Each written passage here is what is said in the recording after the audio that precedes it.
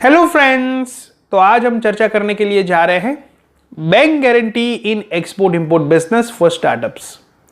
तो दोस्तों, ये आज के जमाने के लिए बहुत ही जरूरी टॉपिक्स है स्टार्टअप्स के लिए, खास करके ऐसे स्टार्टअप्स जो एक्सपोर्ट करना चाहते हैं और खास करके वो स्टार्टअप्स जो एक्सपोर्ट नियर कंट्री में करना चाहते हैं, राइट। उनके लिए तो ये बहुत ही इंपॉर्टेंट वीडियो है, राइट। तो अगर आप दोस्तों इस फील्ड में हैं तो आपके लिए जानना बहुत जरूरी है और ये लोकल ट्रेड में भी काम आ सकता है, राइट। तो बैंक गारंटी बहुत ही इंपॉर्टेंट टॉपिक है दोस्तों। तो आइए दोस्तों, इसको हम समझते हैं। सबसे पहले तो बैंक गारंटी और लेटर ऑफ क्रेडिट दोनों में जमीन आसमान का डिफरेंस है दोस्तों। आमतौर पे लोगों को जब मैं बैंक गारंटी बताता हूं तो उनके माइंड में तुरंत आता है लेटर ऑफ क्रेडिट, लेकिन जी नहीं दोस्तों, लेटर ऑफ क्रेडिट और बैंक गारंटी दोनों अलग चीज है। अब हम देखते हैं क्या डिफरेंस है। तो लेटर ऑफ क्रेडिट जो है, लेटर ऑफ क्रेडिट में बैंक जो है वो सबसे पहले बायर के सामने क्या रखती है, बायर से क्या ले लेती है, पहले गारंटी लेती है, ठीक है। गारंटी लेने के बाद एक लेटर एक्सपोर्टर की बैंक को जाता है, जहां पर एक फॉरेन बैंक एक्सपोर्टर को कहती है कि आप मटेरियल भेजिए उधारी पे, राइट। यानी कि एक ऐसा लेटर है जो रिक्वेस्ट कर रहा है एक्सपोर्टर को कि आप मटेरियल उधारी में दीजिए, इसलिए इसका नाम क्या पड़ा, लेटर ऑफ क्रेडिट। अब यह बैंक ऐसा लेटर क्यों एक्सपोर्टर को भेज रहा है, क्योंकि बैंक ने पहले से गारंटी बायर के पास से लेके रखी है, ठीक है। इसलिए एक्सपोर्टर एलसी में कॉन्फिडेंस के साथ शिपमेंट करता है और पेमेंट आ जाता है, राइट। ज्यादा डिटेल में एलसी के बारे में जानना चाहते हैं तो मेरा 1 to 20 वीडियो सीरीज देखिए, राइट। उसमें मैंने एलसी का डिटेल डिस्कशन किया है। लेकिन दोस्तों, यहां पर हम चर्चा करने के लिए जा रहे हैं बैंक गारंटी के बारे में, एलसी के बारे में नहीं, बैंक गारंटी के बारे में चर्चा आज करेंगे। तो बैंक गारंटी क्या है दोस्तों, इंटरनेशनल ट्रेड की बात करें तो इंटरनेशनल ट्रेड में आपको बायर कह सकता है कि भाई आप मटेरियल भेज दो, मेरी गारंटी है, एलसी करवाने के लिए जरूरत नहीं है, मेरी जवाबदारी है। लेकिन वो बोल रहा है, उसका वैल्यू क्या है, उसका वैल्यू कुछ नहीं है, राइट। इंटरनेशनल बायर आपके साथ एग्रीमेंट कर रहा है, वो एग्रीमेंट की वैल्यू क्या है, इतनी ज्यादा नहीं है। क्यों? क्योंकि इधर आपका कोर्ट अलग है, वहां का जुरिस्डिक्शन अलग है, पता नहीं वो आएगा नहीं आएगा, बहुत दूर बैठा हुआ है, राइट। तो आपका रिटर्न एग्रीमेंट दोनों के बीच में जो होता है उसकी भी उतनी वैल्यूएशन नहीं होती। इसलिए हम एलसी का इंफसाइज करते हैं। क्यों एलसी का इंफसाइज करते हैं? क्योंकि इसमें बैंक बीच में इन्वॉल्व होता है और पहले से गारंटी रख के बैठा हुआ है बैंक। तो फॉरेन बैंक जब वजन से कहता है कि भाई गारंटी ले ली है, आप मटेरियल को भेजो, तो कॉन्फिडेंस से हम कर सकते हैं। तो इसी तरीके से जो बायर हमको कह रहा है, राइट, कि भाई मैं गारंटी दूंगा, मेरे पास सफिशिएंट मनी है या मेरे पास सफिशिएंट एसेट है आपको पेमेंट भरपाई करने के लिए, तो हम उसको कह सकते हैं कि ऐसी सिचुएशन में जहां पर एलसी नहीं हो सकता है या नहीं हो पाता है, वहां पर बैंक गारंटी को इजीली एग्जीक्यूट किया जा सकता है, राइट। इसको समझने की जरूरत है, इजीली एग्जीक्यूट किया जा सकता है। फॉर्मेलिटी सिमिलर सा है, राइट, लेकिन बहुत डिफरेंट है। बायर जो है वो भी बैंक को एक गारंटी इश्यू करेगा, राइट, और उसके बेसिस के ऊपर से हमको फॉरेन बैंक गारंटी देगी, राइट। ये आप समझिए कि बैंक उनके कंट्री में है, राइट। जैसे आप समझिए कि इंडिया में बैंक किसी को लोन देता है तो बैंक जानता है कि ये बंदे को मैं लोन दे रहा हूं तो उससे क्या सिक्योरिटी मुझे लेनी चाहिए, राइट। इसी तरीके से फॉरेन बैंक जो है, राइट, वो हमको किसी के बिहाफ पे गारंटी दे रहा है, तो वो बैंक इतना समझदार है कि लोकल लेवल के वहां के बंदे के पास से क्या सिक्योरिटी लेना, क्या नियम रखना, ठीक है। तो हमारे लिए आसान क्या होगा, केवल बैंक गारंटी मांगना, राइट। आप ये समझ रहे हो। अब आपके माइंड में थोड़ा क्लैश हो रहा होगा कि सर इसमें डिफरेंस क्या है। आपने एलसी में भी सिमिलर सी बात बताई और बैंक गारंटी में भी सिमिलर सी बात बताई। हाँ, बातों में सेम लग रहा है लेकिन प्रोसीडियल में बहुत डिफरेंस है, राइट। सबसे पहली बात तो यह है कि अगर लेटर ऑफ क्रेडिट के नियम के अंतर्गत आपके बायर को अगर गारंटी आपको देनी है, राइट, बैंक के थ्रू, तो एलसी एग्जीक्यूशन करवाने के लिए बायर को फॉरेन बैंक में बिल अमाउंट के 110% अमाउंट का सिक्योरिटी देना पड़ेगा। कितना? बिल अमाउंट का 110%। यानी कि उसको 10 लाख का माल आपसे लेना है तो बैंक को कितना सिक्योरिटी देना पड़ेगा? 11 लाख का। जबकि बैंक गारंटी में ऐसा नहीं है, राइट। अगर आप उसे 10 लाख का माल भेज रहे हो, राइट, जो आपका बिल है, इनवॉइस प्रॉफिट सब मिला के आपका इनवॉइस में, तो आपको जो फॉरेन बैंक गारंटी इश्यू करेगी और बायर जो है जिसको बैंक को गारंटी देना है और बैंक आपको गारंटी देगा, उसमें अमाउंट सेम है, राइट। यानी कि बायर को भी बैंक को 10 लाख ही जमा कराने हैं, राइट, या 10 लाख का कोई सिक्योरिटी, और आपको जो सिक्योरिटी इधर मिलेगा वो भी 10 लाख का होगा, राइट। यानी कि amount are same not different, right, in bank guarantee. लेकिन लेटर ऑफ क्रेडिट में क्या है? बायर को 110% जमा कराना है, राइट, और अल्टीमेटली आपको यहां से बैंक जो गारंटी आपको फॉरेन बैंक जो गारंटी इश्यू करके देगी, राइट, वो 100% ऑफ द बिल अमाउंट होगी। अब यहां पर बैंक गारंटी में बायर को इजी है इश्यू करना। क्यों? क्योंकि उसको ज्यादा पहले से इन्वेस्ट नहीं करना पड़ा, तो एक इनके लिए प्लस पॉइंट हो गया बैंक गारंटी में। देखिए यहां पर मैं सारे मुद्दे बता रहा हूं, मैं इतने सारे मुद्दे बताऊंगा कि कोई भी जेन्युइन बायर ना बैंक गारंटी इश्यू करने के लिए मना नहीं करेगा अगर वो जेन्युइन होगा तो, राइट। नहीं होगा तो उसको फ्रॉड ही करना है तो वो आपको ऐसी टर्म्स बताएगा कि जो जिसमें से वो फ्रॉड कर सके। लेकिन बात यहां पर जेन्युइन ट्रेड के बारे में हो रही है, ठीक है। तो यहां पर एक बायर का प्लस पॉइंट क्या हो गया कि इसको 110% जमा कराने का जरूरत नहीं है, सिर्फ सिक्योरिटी कितना का बैंक को जमा कराना है? 100% का, ठीक है। अभी एलसी में क्या होता है कि अगर आपको पैसा नहीं आया, राइट, आपने मटेरियल भेजा और पैसा नहीं आया, तो फॉरेन बैंक जो है वो पूरा का पूरा लायबल है आपको पैसा देने के लिए। 10 लाख का माल आपने भेजा है, राइट, तो फॉरेन बैंक जो है उसको 10 लाख ही देना पड़ेगा, ना 1 रुपया कम ना 1 रुपया ज्यादा, ऐसे नियम है, ठीक है। जबकि बैंक गारंटी में क्या है दोस्तों? बैंक गारंटी एलसी जितना स्ट्रॉन्ग नहीं है, राइट। इसको स्ट्रॉन्ग कैसे बनाना है मैं आगे इसके कॉन्ट्रैक्ट के बारे में पूरा डिटेल से चर्चा करूंगा। पूरा ध्यान से वीडियो देखेगा, बहुत ही इंपॉर्टेंट वीडियो है दोस्तों आपके लिए ये। बैंक गारंटी में जरूरी नहीं है कि आपको बिल अमाउंट का पूरा फंड ही मिले। ऐसा क्यों?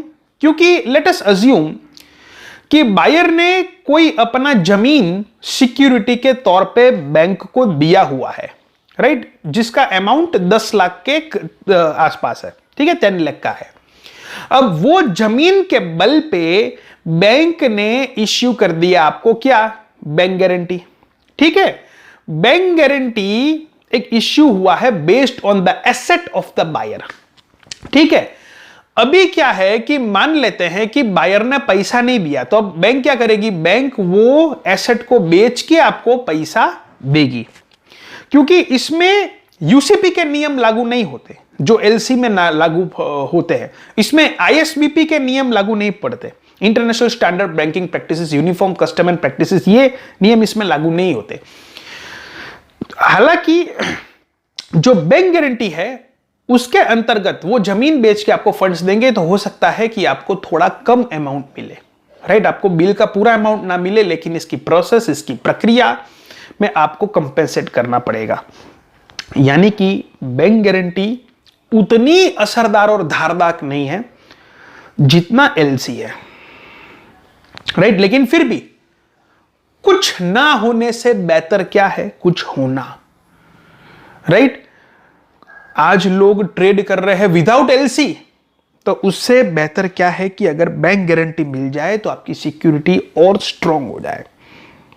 इसके लिए ये समझना, और इसको कॉल कैसे स्ट्रांग से स्ट्रांग बना सकते हैं ये हम वीडियो में देखेंगे। आगे इसके और भी डिफरेंस हम देखेंगे दोस्तों इस वीडियो में, तो आगे हम समझते हैं। सबसे पहले तो हम देखते हैं लिमिटेशंस ऑफ एलसी। एलसी क्यों आज स्टार्टअप्स के लिए प्रैक्टिकली नहीं हो पा रहा है, राइट? हम भी चाहते हैं कि लोगों के बच्चों की डील एलसी में ही होवे, लेकिन क्यों नहीं हो पा रहा है एलसी में काम, राइट? क्या एलसी की लिमिटेशंस है और क्यों इसे बायर मना कर दे रहे हैं, ये हम आज देखेंगे, समझेंगे। सबसे पहले पॉइंट यहां पर मैंने लिखा है, it's not for small startups. दोस्तों मैं इतने सालों से ट्रेड में हूं, कंसल्टिंग कर रहा हूं, प्रॉब्लम ये हो रही है दोस्तों कि छोटे स्टार्टअप्स को एलसी में काम नहीं हो पा रहा है, खास करके वो लोगों को जिसके पास 5-7 लाख रुपया है या 1-2 लाख रुपया है। ऐसी एलसी रेयर आती है। एलसी इसमें बड़े लोगों का काम हो रहा है, 25 लाख, 50 लाख, करोड़, 2, 5, 20, 30 करोड़, वो मेनली एलसी में ही करते हैं। लेकिन छोटे स्टार्टअप्स के लिए बायर एग्री ही नहीं हो पा रहे हैं कि एलसी में काम किया जाए। और ऐसा नहीं कि बायर को फ्रॉड ही करना है इसलिए वो एलसी में मना कर रहे हैं, ऐसा नहीं होता हर केस में। लेकिन बायर को भी ये प्रैक्टिकल नहीं हो पा रहा है क्योंकि उसके लिमिटेशन है एलसी के। यहां पर मैंने दोस्तों आगे लिखा है, it's not useful for near country trade. दोस्तों जैसे कि नियर कंट्री के बारे में मैंने 1-2 वीडियो और बनाए हुए हैं इसको लेके, इस टॉपिक को लेके, जहां पर मैंने आपको बताया है कि नियर कंट्री में बड़ी समस्या यह है कि जब आपका मटेरियल फॉरेन कंट्री में पहुंच जाता है तब तक आपके डॉक्यूमेंटेशंस बायर को फॉरेन बैंक में नहीं पहुंच पाते। ये बहुत बड़ी लिमिटेशन है, जिसके कारण क्या होता है कि फॉरेन पोर्ट का चार्जेस, डैमरेज ये लगना शुरू हो जाता है और गुड्स जो पेरिशेबल इन नेचर है तो वो बिगड़ना शुरू हो जाती है। ऐसा क्यों होता है, राइट? क्यों ये सिस्टम ऐसा हो रहा है? क्योंकि अब देखिए, if you consider the market of area of Dubai, तो आपका 3 से 5 दिन में कंटेनर वहां पर पहुंच सकता है। श्रीलंका है, राइट? तो आपका कंटेनर जो है 3 to 5 डेज में वहां पर पहुंच जाएगा। अब डॉक्यूमेंट्स में क्या होता है कि आप अगर बैंक से रूट करते हो, ठीक है, तो बायर को मेनली बीएल तो चाहिए, जैसे उन्होंने आपको एलसी इश्यू करके दिया, ठीक है, अब एलसी में आपको बैंक टू बैंक ही डॉक्यूमेंट्स भेजना पड़ेगा। अब सबसे आखिर में डॉक्यूमेंटेशन आता है, वो है bill of lading. Bill of lading तो कब इश्यू होगा? जब आप मटेरियल वेसल में लोड करवा दो, ठीक है, फिर जो है शिपिंग लाइन या सीएचए बिल ऑफ लेडिंग आपको इश्यू करके देंगे। अब बिल ऑफ लेडिंग आपको इश्यू करके देंगे, राइट? वो पोर्ट से आपको और आपका एरिया भी दूर है, राइट? तो बिल ऑफ लेडिंग इश्यू जो हुआ, राइट, वो ऑफिस एरिया आपके बिजनेस, क्योंकि आपके में भी हो सकता है कि आप उस एरिया में भी नहीं अवेलेबल है जहां पर पोर्ट है या जहां पर सीएचए है। लेट अस अज्यूम कि आप मध्य प्रदेश में बैठे हो, आपका शिपमेंट जो है बॉम्बे जेएनपीटी पोर्ट से हुआ है, राइट? वहां से बिल ऑफ लेडिंग इश्यू हुआ, मध्य प्रदेश कब पहुंचेगा? कुरियर में, और कुरियर में पहुंचा, फिर आप बैंक को दोगे, बैंक जो है फिर राइट वो कुरियर से फॉरेन बैंक को भेजेगी।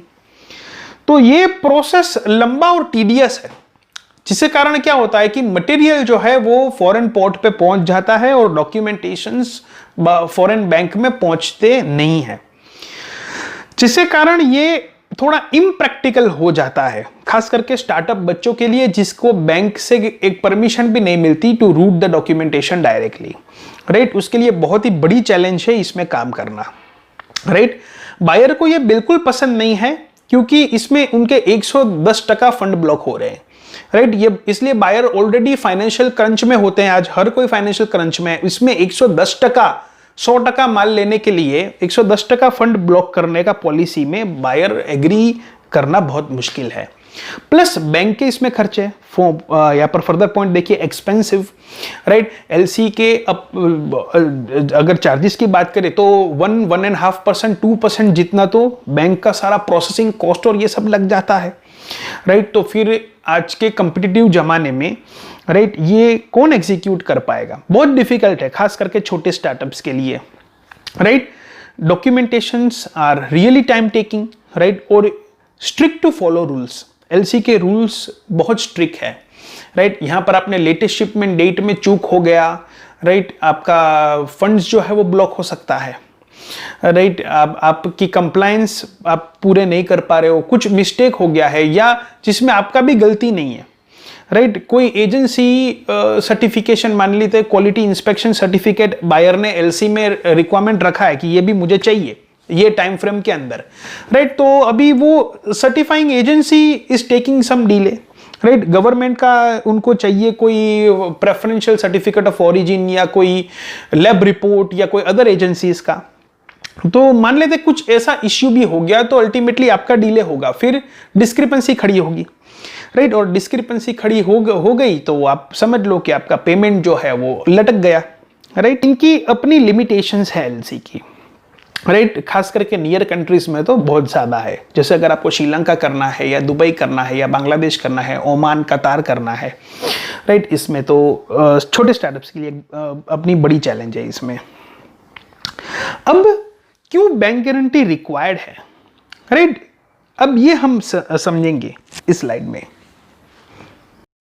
तो खास करके जो छोटे स्टार्टअप्स है वो बैंक गारंटी में प्रैक्टिकली एग्जीक्यूट कर सकते हैं, चाहे फॉरेन के छोटे स्टार्टअप्स हो या उनकी छोटी रिक्वायरमेंट हो या इंडिया से छोटे स्टार्टअप्स है, क्योंकि इसका इतना खर्चा नहीं होता है, राइट। बहुत रीजनेबल रेट में होता है। हम आगे इसके बारे में डिटेल में समझेंगे।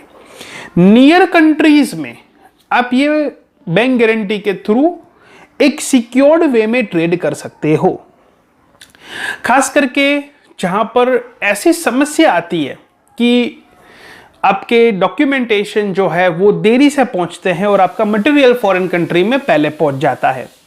और ना खाली नियर कंट्री पर कि आप अगर एयरलाइन के थ्रू भी शिपमेंट करते हो, क्योंकि अगर एयरलाइन का एनालिसिस करें बाय एयर तो तकरीबन 1-2 दिन में एट मैक्स दुनिया भर में फ्लाइट पहुंच जाती है, राइट।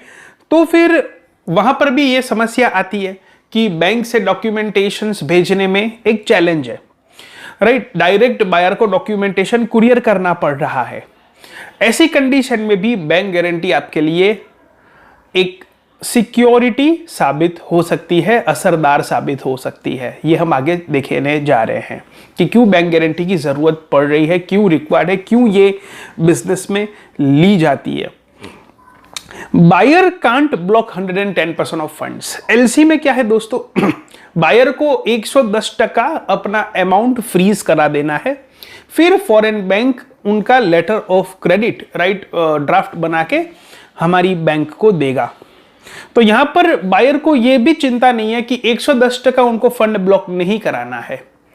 जितना बिल अमाउंट है उतना ही सिक्योरिटी बैंक को देगा, उसके बेसिस के ऊपर से बैंक गारंटी इश्यू होगा। हावेवर बैंक टू बैंक कुछ नियम चेंज हो सकते हैं। कुछ बैंक का ऐसा नियम हो सकता है कि अगर 100 का अमाउंट है तो थोड़ी और बैंक गारंटी ले ले 1-2%, it depends on the bank. लेकिन एलसी जितना तो नहीं ही होता है बैंक गारंटी में, राइट। ये रीजनेबल रेट में हो जाती है, इनका बहुत ज्यादा कोई खर्चा नहीं होता, बहुत रीजनेबल होता है, नॉमिनल सी फीस होती है, राइट। उसमें बैंक गारंटी आप एग्जीक्यूशन में ला सकते हो। इसकी जो डॉक्यूमेंटेशंस की प्रक्रिया है, राइट, ये फास्ट एग्जीक्यूट आप कर सकते हो, क्योंकि इसमें जरूरी नहीं है दोस्तों कि आप बैंक से डॉक्यूमेंट रूट करवाइए। आप ऐसा भी इसमें रख सकते हैं टर्म्स में कि डॉक्यूमेंटेशंस जो है वो डायरेक्ट आप फॉरेन बैंक को अपनी तरीके से भेज सकते हो या फिर डायरेक्ट बायर को भेज सकते हो, और खास करके स्कैन कॉपीज या एक एनालिसिस के लिए आप बैंक को भेज सकते हो। उसकी टर्म्स एंड कंडीशंस के बारे में हम चर्चा करेंगे, लेकिन most secure would be as such कि आप डायरेक्ट डॉक्यूमेंटेशन फॉरेन बैंक को भेज सकते हो। इससे इसको फॉलो करना आसान है, it's very easy to follow this, right. ये हम देखेंगे खास करके जो टर्म्स में हम ट्रेड करना चाहते हैं, जैसे डीपीडीए और एलसी, इसमें बैंक से प्रक्रिया करनी पड़ती है, उसमें बायर एग्री नहीं होता और वो बायर जेन्युइन है, राइट। ऐसा बैंक के रिपोर्ट, डीएनबी रिपोर्ट अगर आप चेक करते हो तो बायर उसमें जेन्युइन बताया जाता है, उसके पोर्ट डेटास में आपको शिपमेंट उसके स्ट्रॉन्ग लग रहे हैं, राइट। आप उसका वेरिफिकेशन एनालिसिस एम्बेसी से कराते हो तो एम्बेसी से पता चलता है कि पार्टी इज क्लीन या अच्छा रिकॉर्ड है, तभी भी आप बैंक गारंटी के थ्रू ट्रेड जो है कर सकते हो, जिसमें डॉक्यूमेंटेशन डायरेक्टली आप पार्टी को भेज सकते हो अगर आपके पास बैंक गारंटी है, राइट। अगर आपको परमिशन नहीं मिल रहा है, राइट, ऑथोराइज्ड डीलर से, ऑथोराइज्ड डीलर यहां पर क्या है दोस्तों, बैंक, राइट। अगर आपको बैंक परमिट नहीं देती है कि डॉक्यूमेंटेशन आप डायरेक्ट बायर को कुरियर कर दे, ऐसी कंडीशन में बैंक गारंटी आपके लिए बहुत असरदार साबित हो सकता है। नॉर्मली दोस्तों हम बैंक में जब भी स्टार्टअप्स लोग पूछने जाते हैं कि क्या बैंक हमको परमिशन देगा नियर कंट्री में ट्रेड करने के लिए, डॉक्यूमेंटेशन डायरेक्ट सेंड करने के लिए, तो मोस्ट ऑफ द बैंक का जवाब होता है कि नहीं, हम ये परमिशन एज ए स्टार्टअप आपको नहीं दे सकते हैं। कुछ बैंक का बात अलग है, कुछ ब्रांच का बात अलग है, depends on the track record of the exporter also. लेकिन नॉर्मली अगर मैं बात कहूं तो ये स्टार्टअप को परमिशन नहीं मिलती बैंक के थ्रू रिटर्न परमिशन के, जिसके बल के ऊपर एक्सपोर्टर डायरेक्ट बायर को डॉक्यूमेंट सेंड कर पाए। अब दोस्तों इसका मतलब ये नहीं है, यहां पर काफी लोग कंफ्यूज भी हो जाते हैं। कुछ स्टार्टअप बैंक में जाते हैं तो बैंक उनको बताता है, उनके लोग बताते हैं कि आपको हमसे परमिशन क्यों लेना है, अब अपनी तरीके से ट्रेड करो, बायर को डायरेक्ट डॉक्यूमेंट चाहिए तो बायर को डायरेक्ट भेज दो, उसमें बैंक का क्या लेना देना, आप भेज ही सकते हो। लेकिन दोस्तों यहां पर बात यह आती है कि अगर हम डायरेक्ट डॉक्यूमेंटेशन बायर को कुरियर कर देते हैं, इस संदर्भ में हमारा जो सिक्योरिटी है यानी कि ईसीजीसी या क्रेडिट इंश्योरेंस, राइट, हमारे पास जो है होता है या लेते हैं, उसकी फिर गारंटी नहीं रहती, राइट। उसकी गारंटी तभी ही रहती है जब भी हमारे पास ये बैंक का परमिट हो, राइट, ये मेन चीज है। तो नॉर्मली ये परमिट नहीं होने की वजह से startup direct without permission documentation buyer को दे देते हैं, और जिसके कारण पेमेंट ना आने की वजह से उनको बहुत बड़ा नुकसान होता है और कोई सिक्योरिटी नहीं रहती। इसके लिए दोस्तों आज मैं बैंक गारंटी का टॉपिक ले रहा हूं ताकि यहां पर आप जो ट्रेड कर रहे हो इसमें आपकी सिक्योरिटी आ पाए, ये समझ जाने की मैं कोशिश कर रहा हूं। आइए दोस्तों आगे देखते हैं। Bank guarantee in export import trade. देखिए दोस्तों एक चीज मैं आपको पहले बता देता हूं, ये बैंक गारंटी को एक्सप्लेन करने से पहले, कि इंटरनेशनल ट्रेड में एडवांस पेमेंट जितना तो कोई सिक्योरिटी वाला टर्म्स नहीं है, right. Advance payment is best, अगर आपको वो मिल सकता है, अगर आप वो एफर्ट करते हो, आपको एडवांस पेमेंट आता है, देन इट इज बेस्ट। लेकिन अगर एडवांस नहीं आता तो लोग एलसी में काम करते हैं, समझ रहे हो, लेटर ऑफ क्रेडिट में। उसी तरीके से जब एलसी में काम नहीं होता है तभी काफी लोग काम, राइट, डीपी में करते, कुछ परसेंट एडवांस लेते हैं, बाकी बैंक टू बैंक डीपी में करते हैं। फिर अगर उसमें भी नहीं हो पाता तो काफी लोग काम डीए में भी करते हैं, डॉक्यूमेंट अगेंस्ट एक्सेप्टेंस के। ठीक है भाई, डॉक्यूमेंट टू एक्सेप्ट कर ले, कुछ यूजेंस पीरियड के बाद पैसा देना, लेकिन बैंक से फॉर्मेलिटी करिएगा। इसी तरीके से दोस्तों जब आपकी एलसी वर्क नहीं कर पा रही है, टर्म्स बायर के सामने आपका तालमेल नहीं हो पा रहा है उसका कुछ जेन्युइन रीजन के कारण, और आपको ट्रेड करना है और वो पार्टी सिक्योर्ड है, आपने पैरामीटर्स चेक किए हैं, तभी जाके बैंक गारंटी में आगे बढ़िएगा। ऐसा ही मैं कहना नहीं चाह रहा हूं आपको कि आप बैंक गारंटी में काम करने लगिए, no, it is not that secured as compared to LC and advance, right. But bank guarantee could be done in a secured way if the party is probable and good enough and well established, right? अब हम समझते हैं आगे कि bank guarantee in export import trade. तो दोस्तों मैं directly आपको ड्राफ्ट में ही लेके चलता हूं, राइट, ताकि आपको प्रैक्टिकली चीज़ों के बारे में पता चले। तो ड्राफ्ट ये सीएस के द्वारा बनाया जाता है और लॉयर इसको अप्रूव करते हैं और एक्सपोर्टर इनको यूज़ करते हैं, राइट। तो ये प्रैक्टिकली जो यूज़ हो रहा है, राइट, एक्सपोर्टर के द्वारा, वो मैं यहाँ पर रख रहा हूँ और प्रॉपर टर्म्स एंड कंडीशन के साथ पूरा बैंक गारंटी चर्चा करेंगे। तो ये फॉर्मेट है, राइट। सबसे पहले ये समझ ले कि बैंक गारंटी, राइट, का ये फॉर्मेलिटी बैंक करेगा, फॉरेन बैंक, और बायर का बैंक करेगा, ठीक है, एक्सपोर्टर का बैंक नहीं। अगर आप लोकल लेवल पे बैंक गारंटी एग्जीक्यूट करना चाहते हैं तो जो आपका बायर है, राइट, लोकल लेवल पे, उनको बोलिए कि आप अपनी बैंक से मुझे बैंक गारंटी दीजिए, राइट। और लोकल लेवल पे जो भी आपका स्टैम्प पेपर एग्रीमेंट होगा, राइट, वो आप जो बायर की बैंक है उनके द्वारा होगा। फॉर एग्जांपल आप बायर है, किसी को गारंटी देना चाहते हैं, तो आपको ऐसा नहीं करना है कि आप बैंक के पास जाओ तो स्टैम्प पेपर लेके जाओ, राइट, या अपना चीजें लेके जाओ, नहीं, ये सारी चीजें बैंक करेगा। आपको बैंक को केवल पैसा देना है, राइट, और अपनी टर्म्स एंड कंडीशन उसमें ऐड ऑन करानी है, ठीक है। आपको स्टैम्प पेपर खुद लेके नहीं जाना है, ये बैंक अपनी तरीके से स्टैम्प पेपर खरीदेगा, बनवाएगा, राइट। आपको केवल बैंक को पैसे देना है, आप पैसे दे दोगे as a buyer, bank guarantee आपका बैंक गारंटी का ड्राफ्ट बना के वो जो सप्लायर है, शिपर या एक्सपोर्टर, उसको कैरी फॉरवर्ड करेगा। तो आइए बिना टाइम वेस्ट किए बैंक गारंटी के ऊपर चर्चा करते हैं, ड्राफ्ट के ऊपर। तो ड्राफ्ट में सबसे पहले आ रहा है टाइप ऑफ गारंटी, राइट। तो ये पेमेंट गारंटी है, right, mainly we are doing this for payment guarantee only, right. फिर प्लेस डेट, ये सब आप जानते हो, ये जहां पर ड्राफ्ट बना है वहां पर का आएगा। तो ये हम मान के पकड़ के चलते ही ये फॉरेन कंपनी से, फॉरेन कंट्री की बैंक से आ रहा है।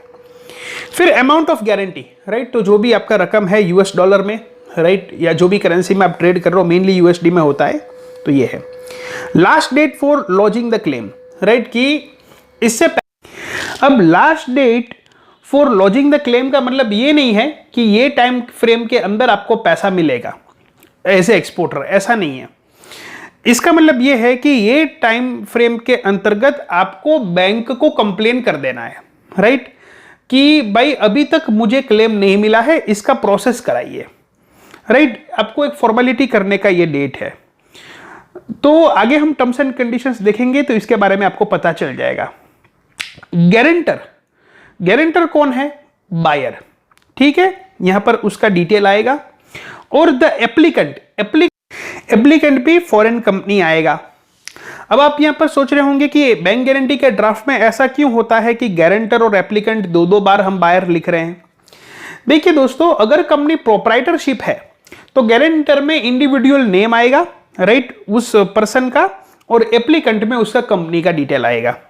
और अगर कंपनी प्राइवेट लिमिटेड है या फिर ओवरसीज कंट्री में जो एलएलपी होती है, एलएलसी होती है, राइट, या प्राइवेट लिमिटेड होती है, ऐसी कंपनीज के लिए गारंटर और एप्लीकेंट, क्योंकि इंडिविजुअल एंटिटी है तो वो दोनों सेम आएंगे, इसके लिए है। बेनिफिशियरी मतलब वो कंपनी जिसको आर्थिक रूप से लाभ होने जा रहा है ट्रेड से, राइट, यानी कि यहां पर आएगा इंडियन कंपनी। अब फर्दर दोस्तों देखते हैं ड्राफ्ट में द अंडरलाइंग रिलेशनशिप। तो इनके पॉइंट्स है, ये मैं पढ़ता हूं, राइट, ताकि आपको इसकी क्लैरिटी मिले।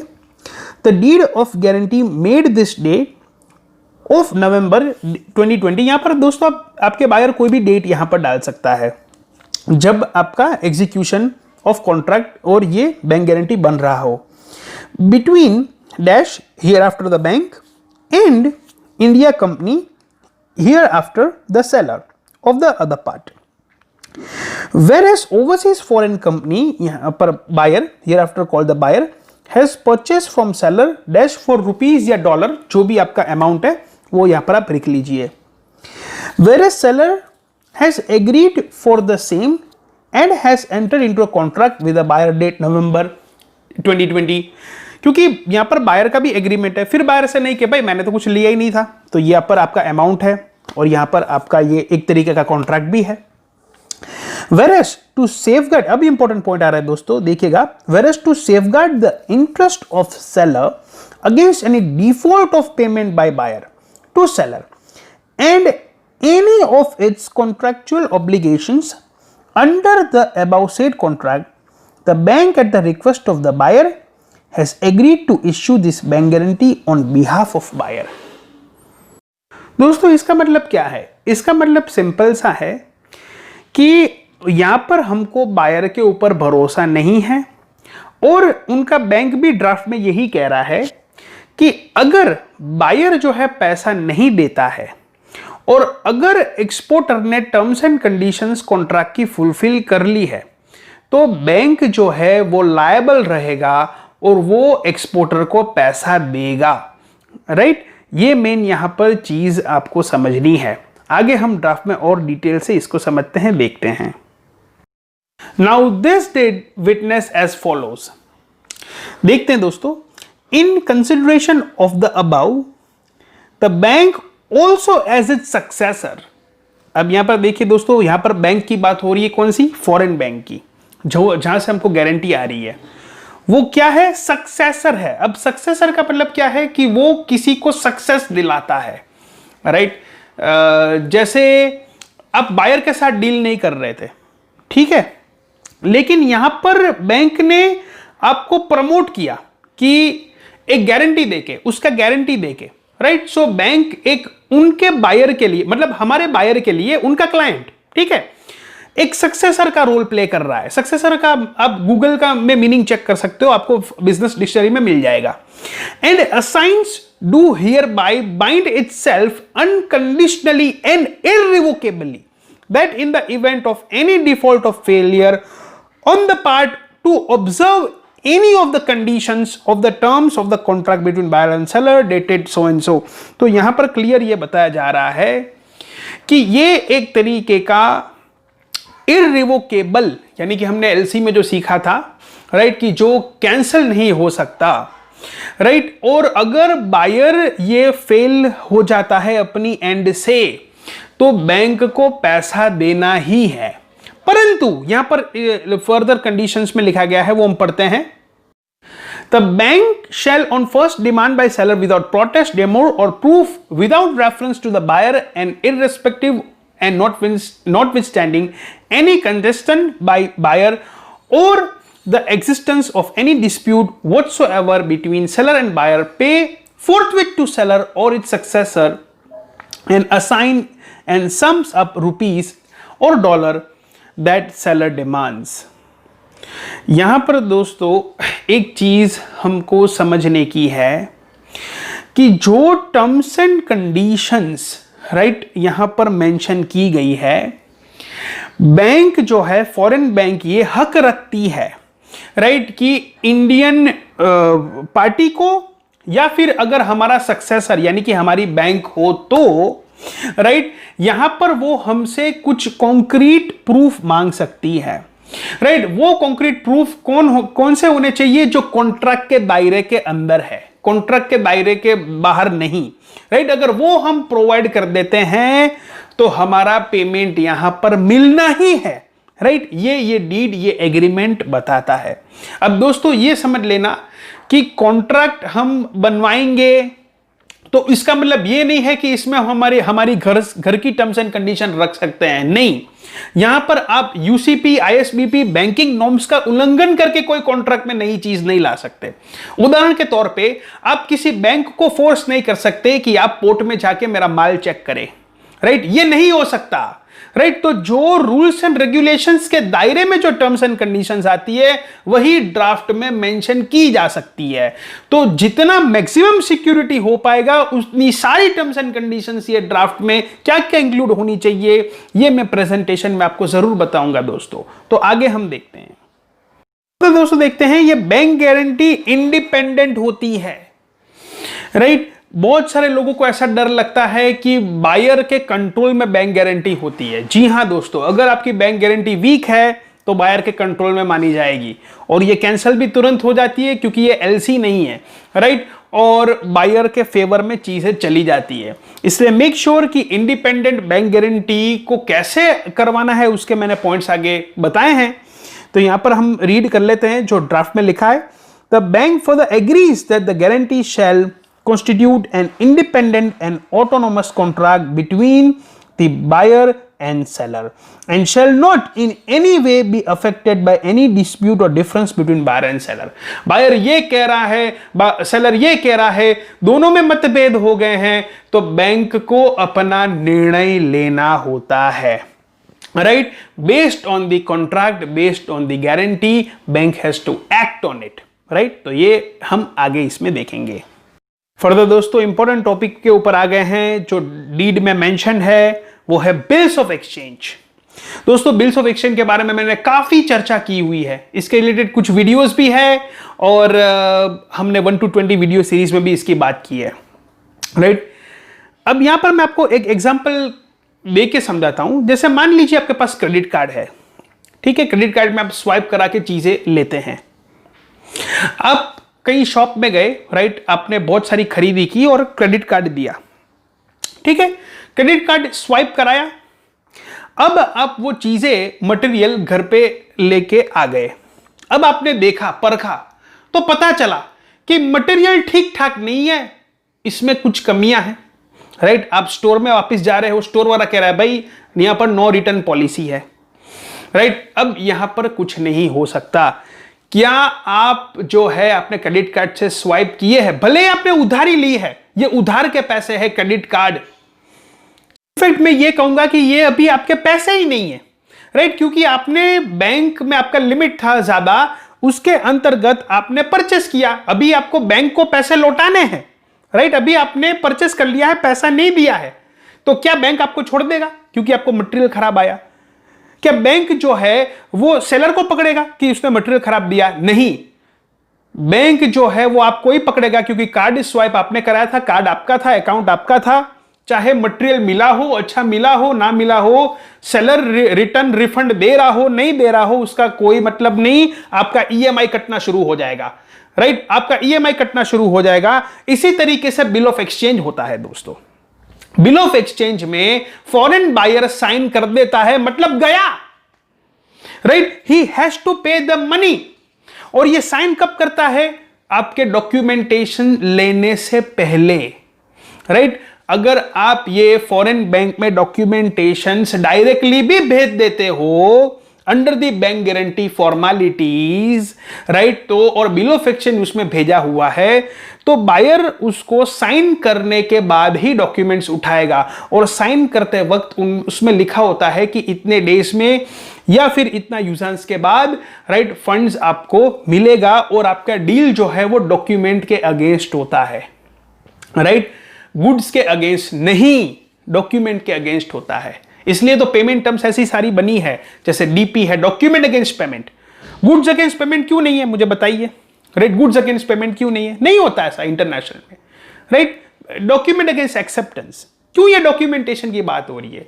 क्योंकि दोस्तों बैंक जो होती है वो डॉक्यूमेंट को लेके ही, अपना माध्यम रख के ही उसको डील एग्जीक्यूट करवाती है, पेमेंट लेती देती का ध्यान रखता है। मेन आधार डॉक्यूमेंट होता है, प्रोडक्ट नहीं, गुड्स नहीं।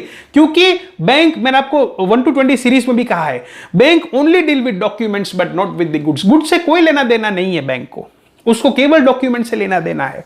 तो यहां पर भी यही लिखा है दोस्तों, the bank agrees that it will only release the funds to the seller's account if the buyer signs a bill of exchange. Normally क्या होता है, बैंक गारंटी इश्यू कर फॉरेन बैंक आपको देगा तो उसके फंड भी फ्रीज करेगा ना बैंक, ठीक है, फंड है, एसेट है, जो भी है। If the buyer does not accept the bill of exchange, right, अगर बायर बिल ऑफ एक्सचेंज को एक्सेप्ट करने से मना कर देता है, the bank will then verify the list of documents required and will release the funds either on or before the final maturity date। तो फिर बैंक जो है अपनी तरीके से, जो आपका बैंक गारंटी के ड्राफ्ट में जो ऑब्लिगेशन, जो कॉन्ट्रैक्ट, जो खास करके डॉक्यूमेंटेशंस जो मेंशन किए गए हैं, क्योंकि मेनली डॉक्यूमेंटेशन में ही बात होती है, प्रोडक्ट की बात नहीं होती, वो कभी पोर्ट नहीं जाते बैंक वाले, ना तो उनको जाना चाहिए, ना तो ऐसा कोई रूल है, राइट। तो डॉक्यूमेंटेशन जो भी मांगे गए हैं वो प्रॉपर है, तो बैंक को फंड्स देना होगा, राइट। बात ये आती है, राइट। और मेनली हम आशा ये रखते हैं दोस्तों कि बैंक गारंटी है, तो हम ये नहीं सोच रहे हैं कि बैंक जो है उनका प्रॉपर्टी फ्रीज किया हुआ सेल करके पैसा दे या बैंक पैसा दे। हम ये एलसी की तरह नहीं एग्जीक्यूट करना चाहते। हम ये चाहते हैं कि बैंक गारंटी केवल सिक्योरिटी के तौर पे है। जैसे हम वॉचमैन रखते हैं हमारी सोसाइटी में, तो ये नहीं हम चाहते कि भाई घर पे चोरी होवे और वॉचमैन हमको बचावे। नहीं, हम चाहते हैं कि रूटीन से धंधा हो, हम बायर ही पैसा दे दे, राइट, ताकि ये बैंक की जो भी उनकी एसेट, सिक्योरिटी, गोल्ड, सोना जो रखा है वो उनको एज इट इज वापस मिल जाए, राइट, या उनको उनके लाइफ में काम आ सके। हम उसका सोना बेच के पैसा लेना नहीं चाहते। हम चाहते हैं कि हमने जो मटेरियल भेजा हुआ है उसका पेमेंट आए, इसलिए ये चर्चा हो रही है। अब फर्दर दोस्तों बैंक गारंटी के टॉपिक में आगे बढ़ते हैं। तो यहां पर अब चर्चा करने जा रहे हैं कैंसलेशन ऑफ बीजी, यानी कि कैंसलेशन ऑफ बैंक गारंटी। तो देखते हैं कब ये कैंसिल हो सकता है।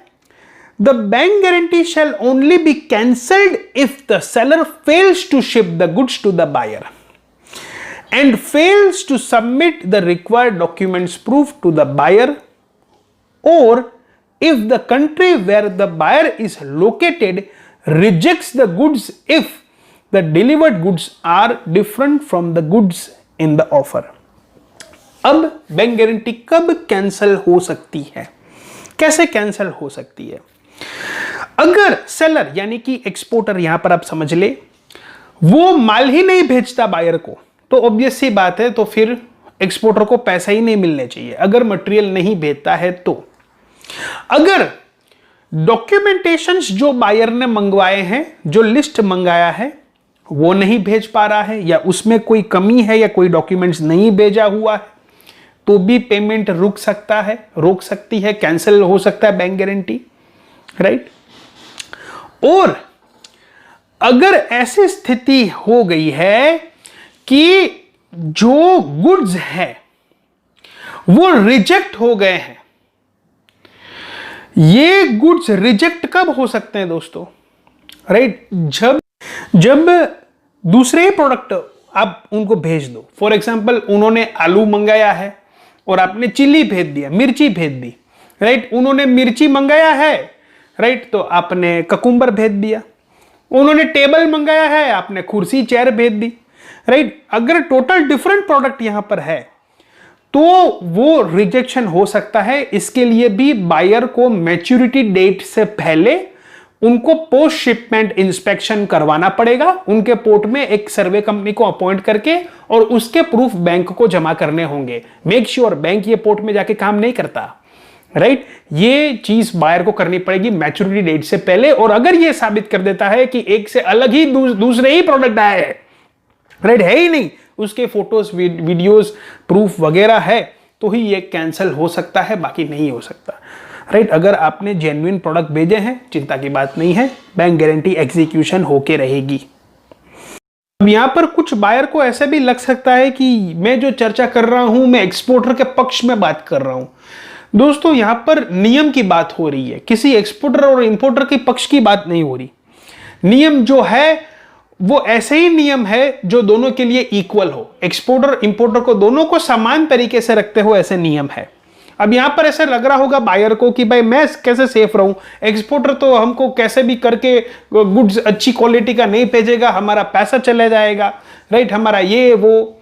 तो देखिए दोस्तों, ऐसे बायर आप इंस्पेक्शन अच्छे से अच्छा करवा सकते हो। अब यहां पर आप कॉन्ट्रैक्ट में पढ़िए, the buyer is entitled to a pre-shipment inspection agency or any other reputed agencies, right, or may hire third party to perform quality check on the goods in the seller's country and may be present at the time of loading the goods into the container if buyer choose so। Bank will not carry out such inspection task at any port or place। यहां पर यह समझना है दोस्तों खास करके कि inspection जैसा भी चाहता हो, राइट। इंपोर्टर जो है वो यहां पर आ सकता है या उनके कोई रिलेटिव को भेज सकता है या थर्ड पार्टी इंस्पेक्शन कंट्री को हायर करे, राइट। प्री शिपमेंट तो होगा ही, राइट। प्री शिपमेंट इंस्पेक्शन जैसे भी कंपनी का चाहिए, लाइव वीडियो फुटेज चाहिए, सब कुछ करवा सकता है, राइट, बायर। और इसके डॉक्यूमेंट्स, राइट, ये जमा कराने होंगे, ये कॉन्ट्रैक्ट में लिख सकता है। यहां पर बैंक ने क्लियर बताया है कि बैंक ये टास्क नहीं करेगा, ये बायर को ही करना है या करवाना है। देखिए दोस्तों, बैंक गारंटी में बायर का बहुत ही यहां पर काम इजी हो जाता है, क्योंकि बायर की कंप्लेंट क्या रहती है, अरे एलसी महंगा है तो भाई बैंक गारंटी सस्ता है। बायर की कंप्लेंट क्या रहती है, अरे भाई डॉक्यूमेंट बैंक में लेने जाऊंगा, राइट, तो प्रॉब्लम हो जाएगा, तो इसमें सीवे बिल ले ले, राइट। सीवे बिल का मतलब क्या है दोस्तों, एक्सप्रेस बिल ऑफ लेडिंग, जो आपने 1 to 20 वीडियो सीरीज में सीखा, राइट। अगर आपको नहीं पता है, एक बार वापस चेक कर लीजिए एक्सप्रेस बिल ऑफ लेडिंग होता क्या है। अरे एक्सप्रेस बिल ऑफ लेडिंग मतलब सीवे बिल ऑफ लेडिंग, जिसको एक्सप्रेस रिलीज का नाम दिया गया है, राइट। इसका मतलब यह है कि सामने वाला बायर, राइट, केवल स्कैन डॉक्यूमेंट के ऊपर से भी डायरेक्टली, राइट, गुड्स को रिलीज करवा सकता है। ये सीवे बिल का कंसेप्ट है। आपको नहीं पता चल रहा है तो गूगल भी सर्च कर लीजिए कि सीवे बिल ऑफ लेडिंग क्या होता है। It is same as the express release. ध्यान रखिए, कंफ्यूज मत हो जाएगा, टेलेक्स रिलीज और एक्सप्रेस रिलीज अलग है। टेलेक्स रिलीज वो कॉन्सेप्ट है जिसमें बीएल बनता है, फिर आप उसको सरेंडर कराते हो, राइट। इसमें क्या होता है कि बीएल एक तरीके का स्कैन कॉपी जैसा ही बनता है, राइट। हार्ड कॉपी इसका बना सकते हो जो सीवे बिल हो, लेकिन ये एक तरीके का हमेशा नॉन नेगोशिएबल ही होता है। It is never N negotiable document, right. लेकिन ये तभी आप रिलीज कर सकते हो जब आपके पास कॉन्क्रीट बैंक गारंटी आवे और बायर का डीएनबी रिपोर्ट स्ट्रांग हो, राइट। और बायर की एंड से भी उनके बिजनेस में स्मूथनेस, इजीनेस रहेगा, राइट। और वो जो भी इंस्पेक्शन, इंट्रोस्पेक्शन कराना चाहता है कर सकता है। डॉक्यूमेंटेशन में भी इतना उनको इजी कन्वीनियंस मिल रहा है, कंटेनर भी उनका जल्दी छूट जाएगा इसमें। अब फर्दर दोस्तों बात आती है लायबिलिटी की। In the event of default by buyer और bank, seller shall have the right to bring litigation against the bank for fraud and or breach of contract in a court of jurisdiction। यहां पर दोस्तों आप India लिख सकते हो, रख सकते हो। हालांकि कॉन्ट्रैक्ट जो है वो बैंक गारंटी फॉरेन बैंक से आपको इश्यू होगी, लेकिन ये हमारे हाथ में है कि हमको इसको एक्सेप्ट करना है कि नहीं करना है। जो हम एलसी में सीखे थे, सिमिलर सा बात इसमें भी है। यहां पर दोस्तों एक चीज समझ जाइए कि अगर पेमेंट नहीं आ रहा है तो आपको बैंक के अगेंस्ट ही एक्शन लेना है, फॉरेन बैंक के अगेंस्ट में, क्योंकि उन्होंने गारंटी लिया था। देखिए दोस्तों, यहां पर अगर बायर डिफॉल्ट कर जाता है तो नो डाउट बैंक आपको कह सकता है कि बायर के अगेंस्ट आप एक्शन लीजिए और आप जो है डेब्ट कलेक्शन एजेंसीज को हायर कर सकते हैं रिकवरी करने के लिए। लेकिन अगर सारी चीजें फेल हो जाती है तो जिन्होंने आपको लीगल गारंटी दी थी, राइट, उनको ही पास ही आपको जाना है। तो आपके पास रिटर्न गारंटी थी फॉरेन बैंक की, तो वही लायबिलिटी उनकी रहेगी पैसा eight the end of the day देने के लिए। लेकिन यहां पर दोस्तों आपको थोड़ा वक्त लग सकता है, क्योंकि हो सकता है उनकी कोई एसेट हो, जमीन मकान हो, राइट, तो वो सेल करके आपको प्रोसेस करके फंड्स देंगे, लेकिन उसका ट्रैकिंग आप ले सकते हैं, क्योंकि यहां पर मेन समझने की बात यह है कि लायबिलिटी फॉरेन बैंक की आ जाती है, राइट। और जब आप इस तरीके के ट्रेड करते हो विदाउट डीएडीपी एलसी, केवल बैंक गारंटी के ऊपर, तो आपका क्रेडिट इंश्योरेंस मेनली गवर्नमेंट का एप्लीकेबल नहीं होता है। हो सकता है कोई प्राइवेट कंपनी आपको क्रेडिट इंश्योरेंस दे दे, इसलिए यहां पर आपको लायबिलिटी मेनली फॉरेन बैंक की ही रहेगी और किसी की नहीं। अब दोस्तों बैंक गारंटी के ड्राफ्ट का सबसे इंपॉर्टेंट और सबसे मेन मुद्दा आ गया, वो है presentation of documents. Required documents in support of the demand for payment apart from the supporting statement that is explicitly required in the text below। तो यहां पर रिक्वायरमेंट बायर लिखता है, राइट, उनके जो भी रिक्वायर्ड डॉक्यूमेंट्स हैं, यहां पर इनवॉइस हो सकता है, पैकिंग लिस्ट हो सकता है, सर्टिफिकेट ऑफ ओरिजिन हो सकता है, फाइटो हो सकता है, राइट, और अपना बिल ऑफ लेडिंग हो सकता है, इंश्योरेंस के डॉक्यूमेंट्स हो सकते हैं, राइट। तो यहाँ पर अपने हिसाब से बायर की जो भी रिक्वायरमेंट है डॉक्यूमेंट्स की, प्रोडक्ट के क्वालिटी को लेकर रिक्वायर्ड डॉक्यूमेंट्स की, वो यहाँ पर लिख सकता है। कौन सी भाषा में चाहिए, लैंग्वेज ऑफ रिक्वायर्ड डॉक्यूमेंट्स यहाँ पर मेनली आता है इंग्लिश, लेकिन उनको कुछ कुछ डॉक्यूमेंटेशंस में कोई कोई जगह पे, राइट, कोई उनकी रीजनल लैंग्वेज का कोई रिक्वायरमेंट है तो वो लिख सकता है। जैसे उनकी एम्बेसी में से कोई चीज प्रूफ के तौर पे काउंसिलर इनवॉइस जैसा बात हो तो वो भी यहाँ पर एड ऑन हो सकता है, राइट। फॉर्म ऑफ प्रेजेंटेशन, यहाँ पर कैसे डॉक्यूमेंट्स को प्रेजेंटेशन किया जा सकता है, राइट। जैसे ये उनको हम डायरेक्टली उनके बैंक को भेज सकते हैं, राइट, उनको भेज सकते हैं। यहाँ पर नीचे लिखा है स्विफ्ट, राइट, जैसे आपको पता है society for world wide interbank financial telecommunication, जो एलसी में हम संवाद में यूज कर सकते थे, हमारी बैंक से उनके बैंक के साथ communication, right. Email scan copies, set of copies to the bank, right, bank को भी हमको प्रूफ रखने के लिए बैंक को भी भेजना पड़ेगा सफिशिएंट डॉक्यूमेंटेशन सेट। और मेनली दोस्तों बेहतर ये होगा कि आप जो है अगर उनको नियर कंट्री में स्पीड अप डॉक्यूमेंट्स चाहिए तो उनके बैंक को भी भेज सकते हो या फिर आप बायर को भी डायरेक्ट भेज सकते हो, लेकिन आप सारा प्रूफ रखिए और राइट, एक कॉपी सारी अपने पास रखिए ताकि एक आपको प्रूफ अगर उनकी बैंक को देना हो in terms of scan copy और हार्ड कॉपी तो वो भी आप कुरियर कर सकते हो। और क्योंकि अगर सीवे बेल जैसा डॉक्यूमेंट है तो वो तो आप डायरेक्ट बायर को कुरियर कर सकते हो या फिर स्कैन कॉपी में भी गुड्स छूट सकता है, लेकिन make sure that you introspect and you thoroughly go through the buyers DNB report, उनकी क्रेडिबिलिटी चेक करिए, उनकी बैंक की क्रेडिबिलिटी रिपोर्ट चेक करिए, राइट। और फिर ये आप इसमें कर सकते हैं। प्लेस ऑफ प्रेजेंटेशन, तो यहाँ पर गारंटर्स एड्रेस आएगा, यानी कि बायर का यहाँ पर एड्रेस आएगा, राइट, मेनली कि कहाँ पर हम प्रेजेंट करें उनको डॉक्यूमेंटेशन, और एक्सपायरी भी यहाँ पर रहेगा।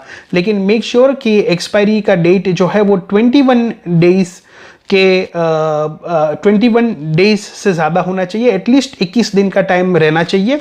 ऐसा नहीं हो सकता कि प्रेजेंटेशन डेज 21 डेज से कम हो, वरना ये आईसीसी के इंटरनेशनल चेंबर ऑफ कॉमर्स के रूल्स का उल्लंघन हो जाएगा। तो वो 21 डेज यहाँ पर आपको मिनिमम रखना चाहिए। और यहाँ पर 21 डेज के प्लस, राइट, आप कुछ और डेज यहाँ पर बायर जोड़ सकता है ताकि उनको सफिशिएंट टाइम मिले to introspect about your documentation and consignments. अब फर्दर दोस्तों बात आती है गारंटर्स ऑब्लिगेशन की, यानी कि बायर का ऑब्लिगेशन। ठीक है, as the guarantor we hereby irrevocably undertake to pay the beneficiary यानी कि exporter any amount up to the guarantee amount upon presentation of the beneficiary's complying demand in the form of presentation indicated above। तो यहाँ पर हमारी mainly demand ये रहती है कि हम ऑब्लिगेशन फुलफिल कर दे तो हमारी पेमेंट आ जानी चाहिए। और उनकी यहाँ पर कंप्लायंस ऑब्लिगेशन ये रहते हैं कि वो हम जब उनको डॉक्यूमेंटेशंस दे दे सफिशिएंट, उनकी स्क्रूटिनी करने के बाद, राइट, वो हमको हमारा पेमेंट कर दे, यानी कि हमारा कंप्लायंस फुलफिल होने के बाद हमारा पेमेंट मेनली आ जाना चाहिए, यही इस टर्म्स में लिखा है। और फाइनली दोस्तों ड्राफ्ट में अदर ऑब्लिगेशंस मेनली लिखा रहता है जो मेन बायर को फुलफिल करने रहते हैं, जैसे कि any demand for the payment under this guarantee must be received by bank from buyer on or before expiry at the place for presentation indicated above.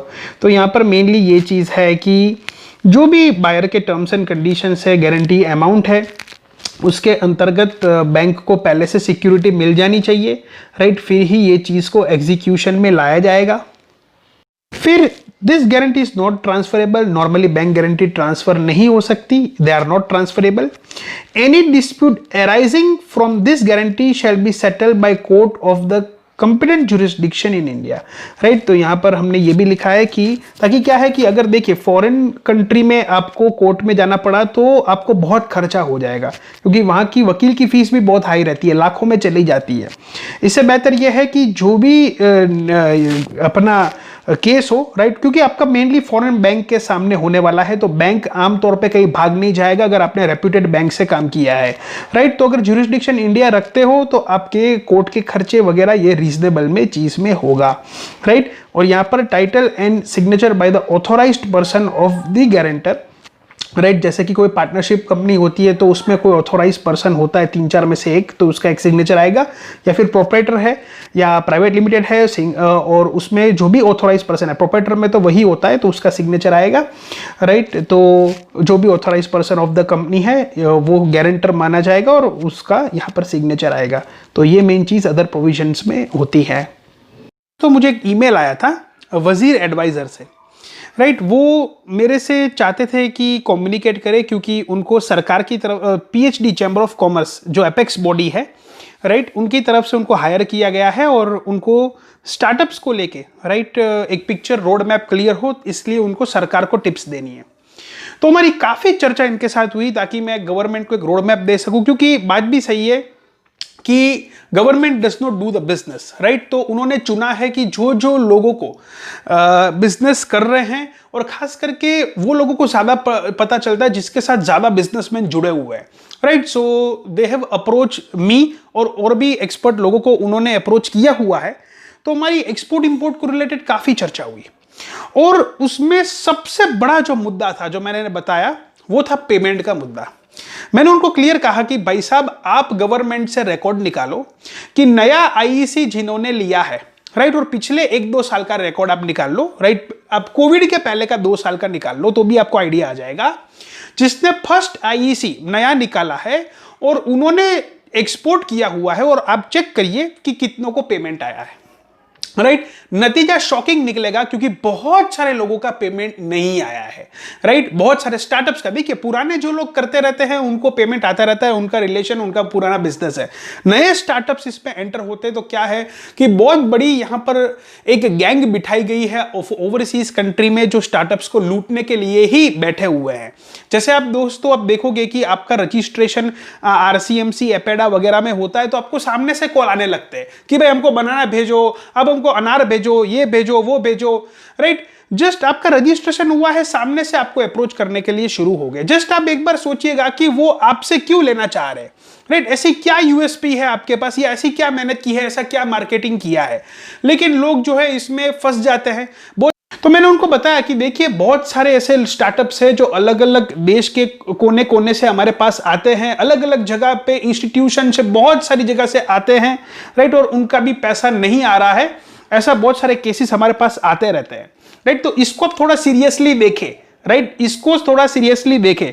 तो उन्होंने पूछा कि सर इसका क्या रीजन हो सकता है कि लोगों का, स्टार्टअप्स का पेमेंट का इतना बड़ा इश्यू है। तो मैंने उनको समझाया कि देखिए बहुत सारे ऐसे स्टार्टअप्स हैं जो एग्रीकल्चर प्रोडक्ट को एक्सपोर्ट करना चाहते हैं। ठीक है। अब एग्रीकल्चर में वो चूज करते हैं मार्केट, जैसे दुबई है, श्रीलंका है, या नियर कंट्रीज में करना चाहते हैं ताकि उनका पेमेंट जल्दी से आ पावे। लेकिन प्रॉब्लम क्या है कि ये सारी कंट्री में एक तो कमीशन बेस का सिस्टम ज्यादा हो गया है। राइट। जब इंडिया से लोग एक्सपोर्ट करते हैं तो इसमें सबसे बड़ी प्रॉब्लम क्या है कि पूरा पेमेंट नहीं आता, मेजोरिटी लोगों को इसमें लॉस होता है। राइट। तो मैंने ये कहा कि आप ये पहले चेक करिए कि पेमेंट आया है तो क्या पेमेंट पूरा आया है, ये पहले चेक करो।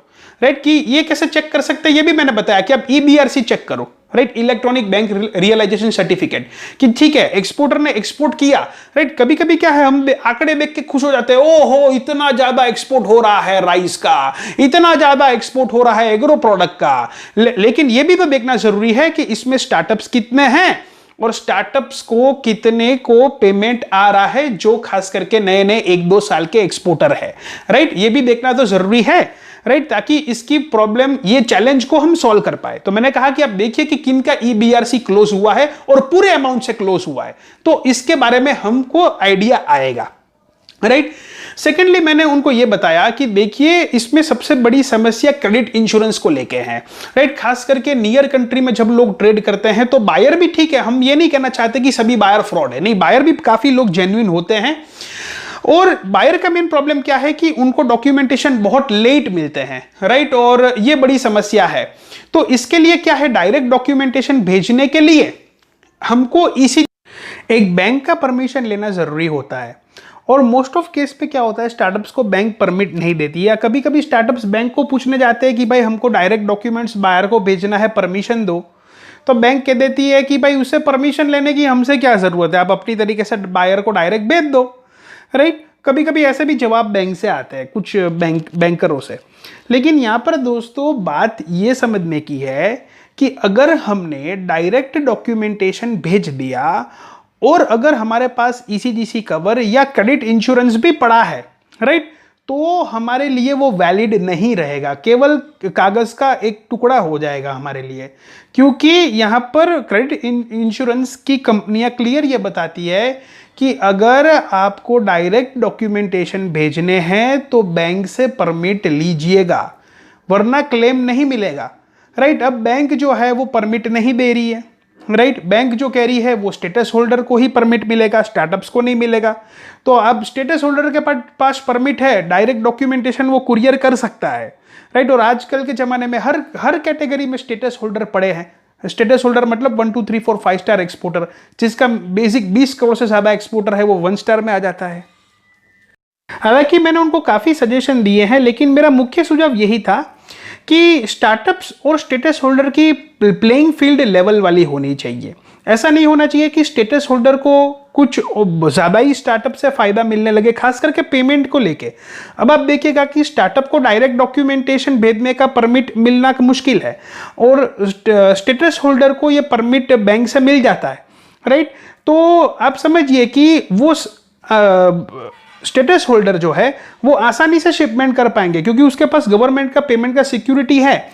और स्टार्टअप्स के लिए नियर कंट्री के लिए सिक्योरिटी लेना मुश्किल हो जाएगा, ठीक है। तो ये चीज़ जो है ये इसमें थोड़ा जोर दिया जा सकता है, राइट। तो मैंने खास उनको यही कहा कि आप पहले ये चेक करिए, राइट, कि कितनों का पेमेंट आ रहा है, कितनों का नहीं आ रहा है, कितनों का नहीं आ रहा है, उसका समस्या पहले सॉल्यूशन करने का सबसे पहले देखिए, राइट। क्योंकि लोगों को जितना अच्छा सेफ्टी मिलेगा उतना वो ज़्यादा प्रेरित होंगे, राइट, बिजनेस करने के लिए। और ये केवल एक्सपोर्ट की समस्या नहीं, ये लोकल लेवल की भी समस्या है, राइट। इसलिए आज मैंने ये टॉपिक लिया हुआ है। इसका कंक्लूजन में यही मैं बताना चाहता हूँ कि आपकी पेमेंट की सिक्योरिटी हो पाए, इसलिए मैंने आज बैंक गारंटी के बारे में चर्चा की, राइट, ताकि आप एक अपना सिक्योरिटी के साथ ट्रेड कर सको, चाहे लोकल या एक्सपोर्ट लेवल पे।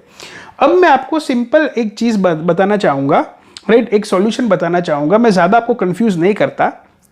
आप केवल अपने बायर को, जो भी है लोकल या एक्सपोर्ट लेवल के बायर, आप केवल उनको इतना बताइएगा कि आप प्रोडक्ट जो है अपनी एडवांस में सेल करना चाहोगे, और वो बताएगा कि ठीक है मैं एडवांस नहीं दे सकता, आप क्रेडिट में दीजिए, राइट। अब क्रेडिट में वो शायद आपका एलसी डीपी डीए टर्म्स ना माने, राइट, और आपको बैंक से परमिट भी ना मिले डॉक्यूमेंटेशन डायरेक्ट रूट करने का, राइट। ऐसे संदर्भ में आप केवल उनको इतना कीजिएगा कि ठीक है मैं आपकी टर्म्स एंड कंडीशन के अनुसार क्रेडिट दूंगा, लेकिन आप पहले बैंक गारंटी तो भेजो मुझे।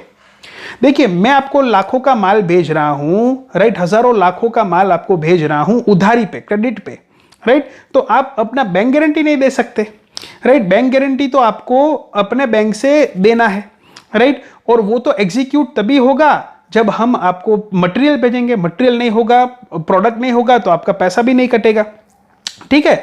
तो आप उनको इतना प्रेरित करिए कि भाई देखिए आपका हर कंडीशन मैंने माना, मैंने आपका डॉक्यूमेंट रूट डायरेक्ट का माना, मैं सीवे बिल आपको इश्यू कर रहा हूं, आपको जल्द से जल्द मटेरियल डिस्पैच करवाऊंगा, राइट। आपकी टर्म्स एंड कंडीशन के अनुसार वर्कआउट करने के लिए हम रेडी है। भले हो ना हो ये अलग बात है, लेकिन बायर को टेस्ट करने के लिए सिर्फ इतना बताइए कि भाई आपकी मैं सारी टर्म्स कंडीशन मानूंगा, कोई बात नहीं, आप जैसे कहेंगे वैसे ट्रेड करूंगा, पहले बैंक गारंटी निकाल के दो, राइट।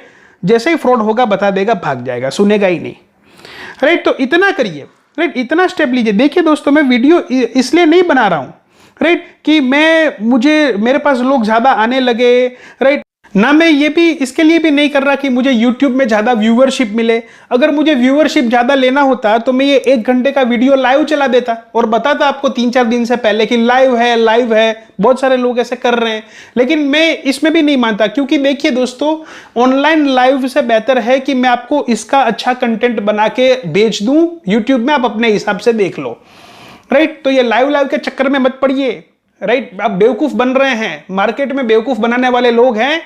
और मैं सच कहूं ना तो प्रॉब्लम क्या है इसके हमारे जैसे स्टार्टअप्स लोगों की, कि हम इसलिए बेवकूफ नहीं बन रहे कि कोई हमको बेवकूफ बना जा रहा है, हम इसलिए बेवकूफ बन रहे हैं क्योंकि हम बेवकूफ बनना चाहते हैं। जी हां, हम चाहते हैं कि कोई हमको मूर्ख बना जाए, हम ऐसे बन गए हैं।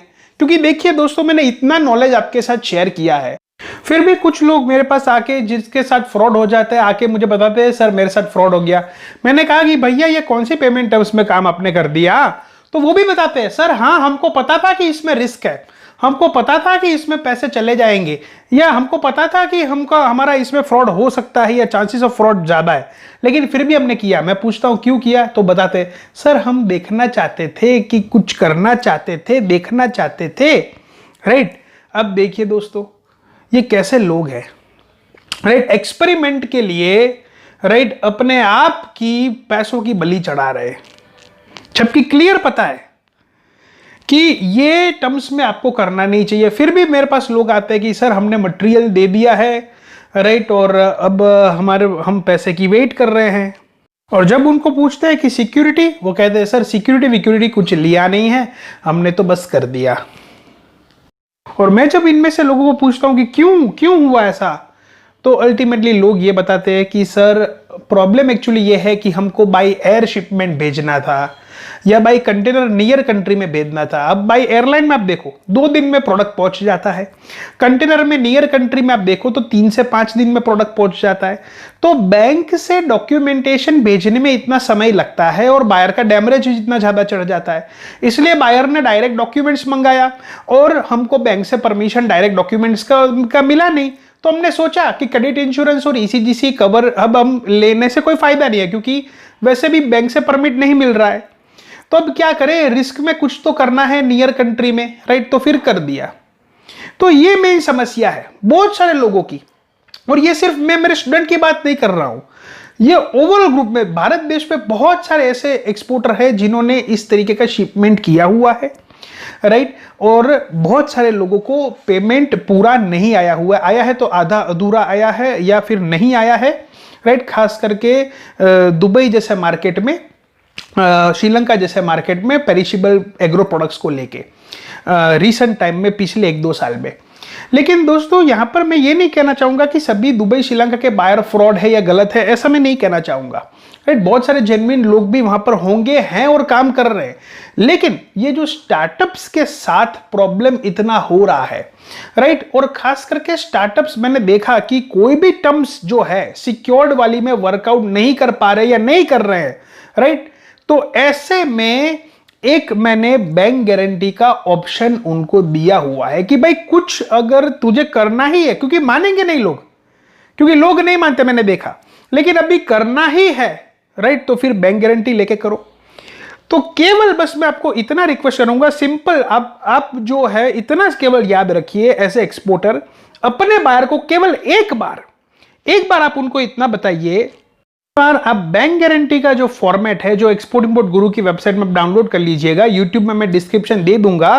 दोस्तों अगर आप मेंबर नहीं बने हैं तो हमारी वेबसाइट के मेंबर बन जाइए, हम बहुत लोगों को हेल्प करते हैं, हम चाहते हैं कि स्टार्टअप्स वास्तविकता में आगे आए, राइट, ना सिर्फ हमारे लिए पर देश के लिए कुछ अच्छा करे, राइट, ऐसा हमारा सोच रहता है। तो आप ये फॉर्मेट को डाउनलोड करिएगा और बाहर के पास फॉर्मेट नहीं है तो उनको भेजिएगा, इतना करिए, राइट। सो फाइनली दोस्तों मैं थैंक यू आपको कहना चाहूंगा कि आपने इतना अच्छा पूरा कंटेंट देखा, so thank you really very much for it, right, कि आपने इतना समय दिया, राइट, और खास करके जो भी स्टार्टअप्स है, राइट, जिसको खास करके पेमेंट को लेके प्रॉब्लम्स है, तो हमने बहुत सारे पेमेंट के रिलेटेड वीडियोस बनाए हुए हैं, वो भी चेक करिएगा, मैं यूट्यूब डिस्क्रिप्शन में डाल दूंगा, राइट, और आप जरूर एक्सपोर्ट इंपोर्ट गुरु की वेबसाइट में ये डिटेल डिस्क्रिप्शन देखिएगा बैंक गारंटी के रिलेटेड। देखिए दोस्तों यहाँ पर कुछ लोगों को ऐसा लगेगा कि सर ने हमको बैंक गारंटी के बारे में पहले क्यों नहीं बताया। देखिए दोस्तों बैंक गारंटी इतना सेफ नहीं माना जाता इंटरनेशनल ट्रेड में, खास करके, राइट, आपके लिए एलसी डीपी डीए वगैरह ही टर्म सेफ है जहां पर आप बैंक से करते हो, क्रेडिट इंश्योरेंस का आपको सपोर्ट रहता है, राइट। हालांकि आप डीए डीपी एलसी में भी बैंक गारंटी एड ऑन करवा सकते हो अगर आपका बायर इस चीज को माने। लेकिन एक्चुअली हो क्या रहा है कि खास करके बहुत सारे ऐसे स्टार्टअप्स हैं जो अपना ट्रेड को, अपना फैक्ट्री को, अपने प्रोडक्ट को सेल करने के लिए, राइट, कोई भी टर्म्स में वर्कआउट करना at the end of the day agree हो जाते हैं बायर की मीठी मीठी बातों में, क्योंकि बायर कैसे भी करके कन्विंस उनको कर लेता है कि क्यों उसको डायरेक्ट डॉक्यूमेंट्स चाहिए, क्योंकि बायर के पास अच्छा वेस है, राइट, लोगों को बेवकूफ बनाने का। तो बताएगा कि भाई डॉक्यूमेंटेशन अर्ली चाहिए ताकि जल्दी से गुड्स यहां पर हमको क्लियर हो पाए, वरना डैमेज लगेगा, इसलिए बैंक से नहीं कर सकते। एलसी की बात करते हैं तो एलसी में कह रहा है कि खर्चे बहुत ज्यादा है। कैसे भी करके वो कन्विंस कर देगा स्टार्टअप्स को कि क्यों आपको ये बैंकिंग टर्म्स नहीं करना चाहिए। अब आप उसको कंफ्यूज कर दो। अब आप केवल करना या नहीं करना अलग बात है, आप उसको एक बार बता दो कि भाई बैंक गारंटी में आ जा, तू तेरी टर्म्स ठीक है, डॉक्यूमेंटेशन तुझे जैसे चाहिए अर्ली मिल जाएंगे, बैंक गारंटी पहले ला, अपना जमीन मकान सोना गिरवी रख, राइट, और फिर बात कर और फिर एक्सपोर्ट करते हैं। ये दोस्तों इंडिया का ट्रेंड आपको करना पड़ेगा। देश हित के लिए ये वीडियो है कि आप लेटेस्ट न्यूज पढ़िए, राइट। आरबीआई ने जो ऑटोमेटिक कॉशन लिस्ट होता है उसको हटा दिया है। यानी कि पहले क्या होता था कि 6 महीने में आपको पैसे लाना होता था, फिर 15 मंथ्स हो गया, राइट, और एक ऑटोमेटिक कॉशन लिस्ट 2 साल का था, राइट, कि अगर तब तक पेमेंट नहीं आया हुआ है सारा आपका फॉर्मेलिटी करने के बाद भी, तो आपका कंपनी ब्लैकलिस्ट हो सकता था, कॉशन लिस्ट में आ जाता। क्योंकि बहुत सारे लोगों ने पैसा गवाया है दोस्तों, अब आपको संकल्प लेना होगा कि किसी का पैसा ना जाए, राइट। आपको ये कमिटमेंट लेना होगा, ये यूनिटी एटलीस्ट रखनी होगी, राइट। एटलीस्ट आप बायर को इतना बता दो कि give us an bank guarantee at least, right, ये चीज आप करिए। वंस अगेन दोस्तों मैं आपको थैंक यू कहना चाहूंगा, और नीचे YouTube डिस्क्रिप्शन लिंक में देखिएगा, खास करके ये फॉर्मेट है बैंक गारंटी का, डाउनलोड कर लीजिएगा। और पेमेंट एश्योरेंस के लिए पूरा प्लेलिस्ट बनाया गया है, राइट, हमारी YouTube चैनल में, खास वो प्लेलिस्ट चेक करिएगा, पूरे वीडियोस देखिएगा। So this is Kishan Barai and thank you very much. Signing off. Have a nice day. Goodbye.